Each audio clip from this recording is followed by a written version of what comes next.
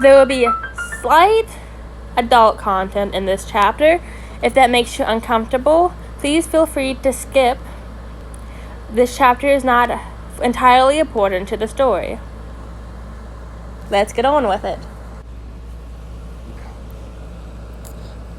In His Shadow by meniekeime, Chapter 30, Chapter on Instinct, Draco's point of view. Fuck.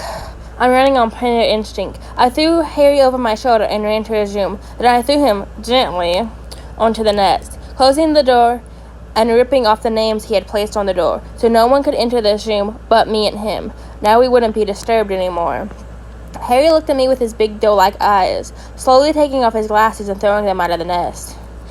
He was about to prop himself up when I growled at him, making it clear that he was to lay down. The Omega whimpered, leaning back down, putting his hand in front of his chest cutely. I took off my jacket, throwing it away.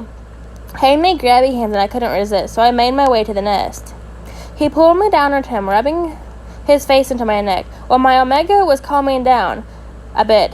I opened his overthrow and began to undress him slowly. While I was opening his shirt, he began to give out his mating hormones, making me rip off his shirt. God, I thought you would take forever. I heard him groan, making me growl again. Maybe I need to remind you who your alpha is, little one, I said, pulling his face to me, kissing him hard. He gasped. I pulled my tongue into mouth, exploring the wet chamber. When that dick of a Weasley thought he could have you, do you know how angry I was? I wanted to take you right then and there, so he could see what a real alpha could do. Do you want to know what I'm going to do to you? I asked the little one, who could only nod. Skipping over what comes next. For the next 15 minutes, we would have to stay locked until my knot would go down. I read my sin all over his face. Even though Harry was enjoying our time together, I saw how happy he was when I was able to pull out.